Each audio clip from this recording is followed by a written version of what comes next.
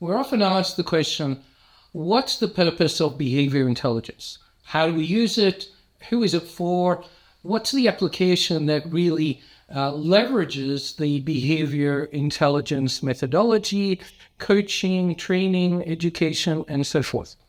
And the simple answer for me, at least, is for decades, for the first 3 decades of my career, we focused on thinking.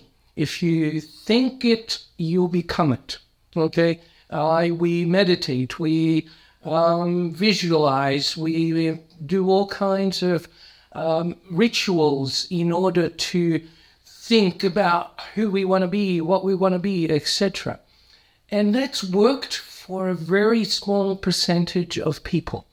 And when I started my coaching firm and I was working with lots of coaches, lots of clients, as opposed to my own business with my own team, what that exposed was an opportunity to really understand why only a small percentage get the results from that philosophy that we had been ingrained with since the 1900s, the mid-1900s, through cognitive behavior psychology, or at least the cognitive component, behaviorism and cognitive behavior psychology only came into play in the last 10, 20 years. So what that's telling us, and I pioneered some of this information back in the early 2000s to help people understand that thinking is not enough,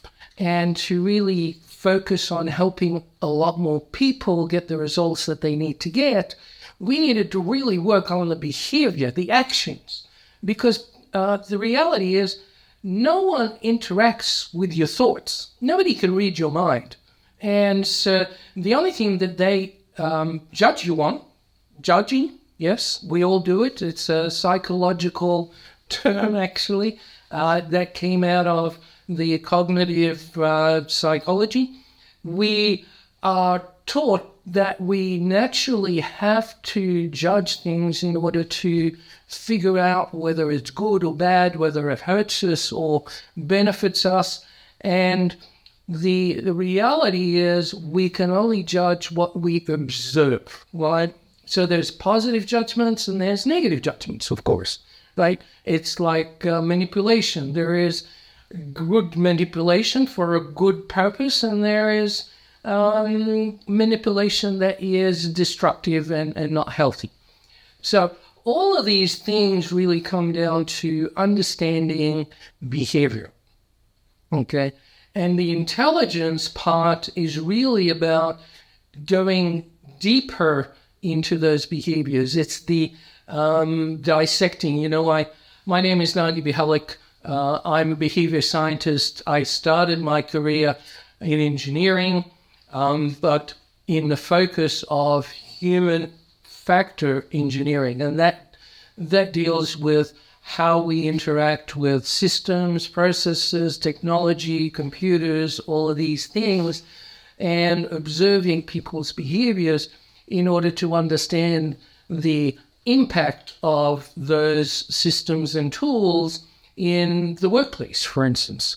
So primarily we are focused on talking about the workplace environment.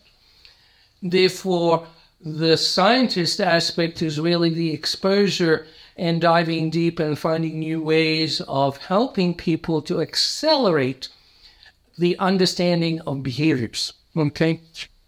And that starts with self-awareness. So we developed and tested this for almost half a decade of testing and measuring and evaluating what we now have as AccuMatch. AccuMatch is a tool that allows us to dive deep quickly within minutes, understanding the unconscious patterns behind our behaviors. Because to change behavior, yes, we still need to use what's between our ears. You can't just change a behavior without having a focus and intention and so forth to do that. But very often we see people with great intentions, having the wrong behavior, getting the wrong results, ending up with consequences rather than the positive outcomes that they're looking for. So that's the behavior component, and being intelligent about behaviors is like the many intelligences that have been recorded over the last few decades. We have emotional intelligence, and that fits into behavior intelligence, because you can't really behave the right way with the right people unless you have the emotional intelligence. But behavior intelligence is a superset of that. Conversational intelligence, as I talk to you right now, there I'm using conversation. I'm trying to portray the importance of the different intelligences. We have many intelligences. There are people gifted with musical intelligences. There are people that are gifted with spatial intelligences. So all of these understandings of the different ways that we think, we act and behave and process information really falls into the realm of what we teach in behavior intelligence. I hope that's helped you to take a first step to look at the opportunity of becoming yourself intelligent about the behaviors of others and your own behaviors and how they impact others. That's the science of behavior intelligence.